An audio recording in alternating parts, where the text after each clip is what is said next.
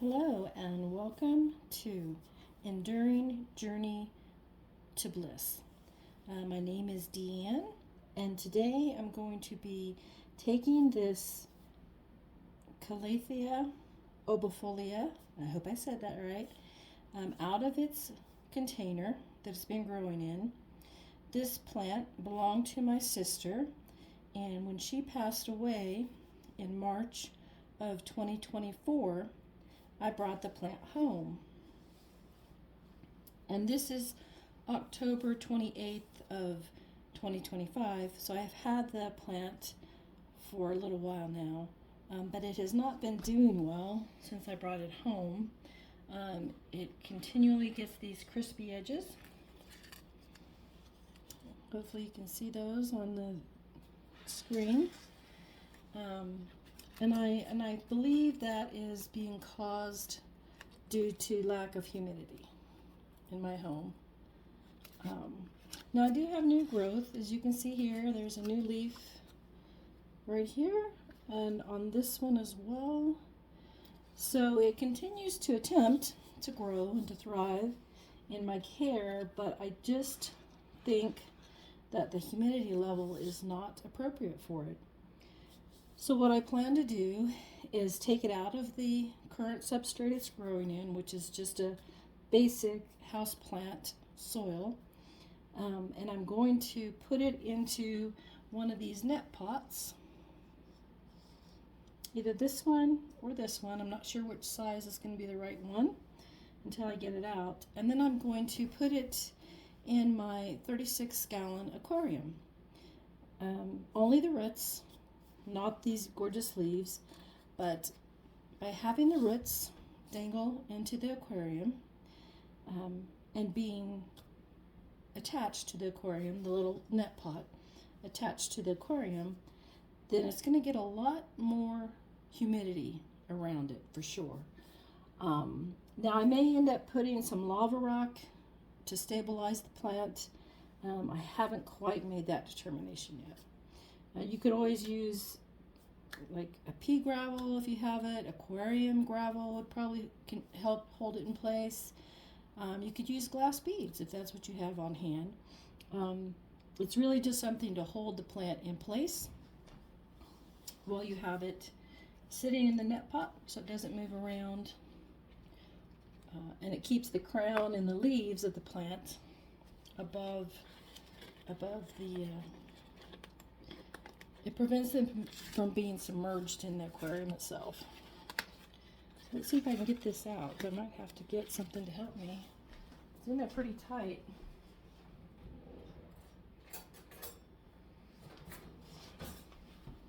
I have not taken this plant out of its home since I brought it home back in March of 2023. So let's see if I can get this up and out of there. There we go.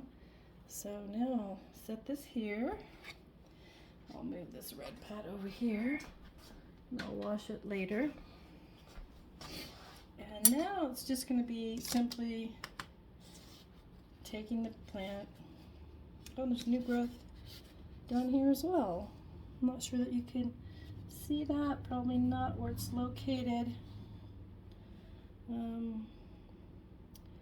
But there's some new growth down inside. There it is as well at the base. So anyway, I'm going to go ahead and take out the plant, see what I have to work with here. Probably should have got something besides just a few paper towels. Okay, and just gently start removing the soil from the plant, from the root system. See what we have in here once I've done that. The plant has continued to produce for me.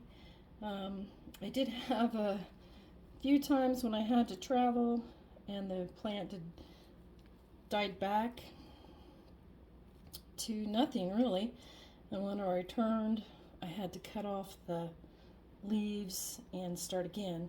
So it's had a few restarts. And again, I think the humidity level is the problem at hand. I think that is really what's causing the edges to brown and crisp up. So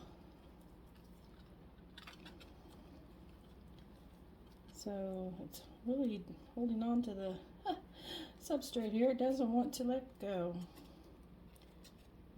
Here's one that came off. Looks like that when my sister purchased it originally, it had those. Nurseries will do this a lot. They do this with orchids, they do this with these kind of plants, all kinds of plants. It's how they start the seed, how they start the plant. So for them, it's a win, right? But for folks that grow these plants, I don't like those being left on my plants. I didn't even think to repot it when I brought it home for my sisters. So we got that off. Now we'll continue to work on getting and we have some nice fat roots there. Hopefully you can see that. Nice fat healthy root. Another one over here. There's some I'm going to have to remove, but that's okay.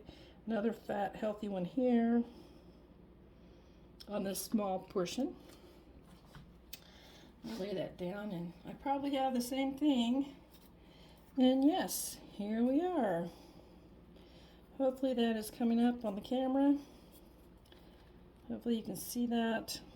Again, it's that kind of a cloth that they would put it in at the nursery when it was a baby, just starting out. You see that? Hopefully that is coming up. I just do not care for that on my plants long haul. So yeah, I'll get that removed. I'll get this all cleaned up so all the roots are exposed. I'll clean up any of this dead, like that, old stem rot there. I'll get this all cleaned up, and once I'm done cleaning, then I will come back and share with you guys how this looks with all the dirt removed, all the soil removed. All right, I have taken off quite a bit of the soil. I sprayed it down. There is still soil clinging to it, but you can see some nice healthy roots on there, as well as some that I should probably try to remove. Excuse me. And a lot of this material here, I will go ahead and continue to clean that up. And this one here, again, there's that paper that I had showed in the other. I want to continue to clean that up, get that off. You can see it. I don't know what it really is. It's probably not paper. It'd already be disintegrated, right? But yeah, I want to get all that removed. Do some more cleanup on this one as well. There's some older dead parts, like I mentioned. I have had to travel and was away longer than anticipated. These didn't get the care that they should have been having during those travels, and it's kind of been at the detriment to the plant a little bit. But I'll get this all cleaned up as much as I can. I may not put this in my aquarium right away because there is quite a bit of dirt, soil continuing to cling to the root base here. But what I will do is I'll put it in the neti pot. For instance, if it's this neti pot that I end up using, I'll put it in the neti pot, get all the roots in there, and like I said, I may end up using, I'll probably have to use the bigger one. I may end up using some lava rock or something like that to help hold it in place so it's not toppling, that type of thing. But I think what I'll do is soak it first for maybe a week in just water. I will take water from my fish aquarium. I typically do like 10% water change every other week or so. So I'll take some of that water. I'll go ahead and take some out today.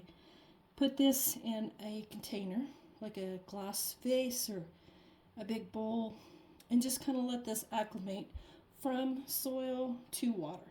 And that will also help kind of clean up some of these roots, get some more of the soil to come off. As you see, it's coming off in my hands, but for some reason it's kind of being stubborn under the water as I'm trying to wash it. And I don't want to scrub the roots. I think this one's probably all dead material. Maybe not, that one's still pretty firm. But I'll, let it set, kind of acclimate to the water. And then I will actually put it in my fish aquarium. And if I use this bigger one, my plan is to use one of these little clips for the short run. Basically, if this tiny one was the aquarium, this big pot was, so this would be the aquarium wall, and this is the pot. I would use this big clip for the short run. We'll see what I do in the long run. It's kind of hard to push, goodness. So that would be the aquarium wall, theoretically, right? And then this, once it's planted, so this side would be the aquarium wall. Hopefully that's making sense. My fish aquarium wall. This side is going to be the plant, potted in it, and it'll hang into the aquarium water itself. So that is the game plan. Just wanted to kind of share that with you guys. Again, this would be the aquarium wall, the glass wall. I will clip here, and I'll clip here to hold that in place. I may end up working on that a little bit. I could use a thicker, I think it's called a grade on wires, but like a thicker graded wire. I could possibly make like a U shape and then bend the U shape, put it through a few of the holes on here, and then have that drape kind of like a horseshoe shape in a way over the aquarium wall. I'm not 100% on that. These are pretty big, so I wasn't that happy when this was the only size I could find at my local Home Depot. But I wanted to get this done. I wanted to get it out of that pot. It's been in for way too long. And I wanted to see if I could help with this browning of the leaves due to, I believe, lack of humidity. So, I appreciate those of you that have logged on and have viewed the video. If you have any questions or comments, please feel free to share those. And again, I'm wanting to keep this plant. It's a beautiful specimen, actually, when it still has no damage. All right, so what I have decided to do, I have these pretty much as clean as I'm going to get them for now. The roots on these are pretty clean. I got all that fabric material that they utilize off from the nurseries. They do that to help them when they're babies, just little seeds, little tiny plants to stabilize for them. And I thought I had some lava rock, but I don't. I have some of this. So I'm going to go ahead and use these glass pebbles, glass beads. I've used these on my orchids. I grow probably over half of my orchids in like a water culture type of a growing environment. And so these glass beads are pre-washed. I washed them thoroughly. I'm going to put both of the plants in, and then I will fill it up with more of the little glass beads. If I had my lava rock, I would be utilizing that. I thought I was getting pretty low on it, and I believe I've utilized it on another project, so I didn't have any left. So I'll just put these in, and all this does, again, is it stabilizes it. It's an inert media. It's not there to assist with anything other than stabilization of the plant. Once I have this stable here in this little net pot, let me get that better in there for you so you can see it. Once I have it stable in here, I will get out my small little plant. I'll get them, in fact.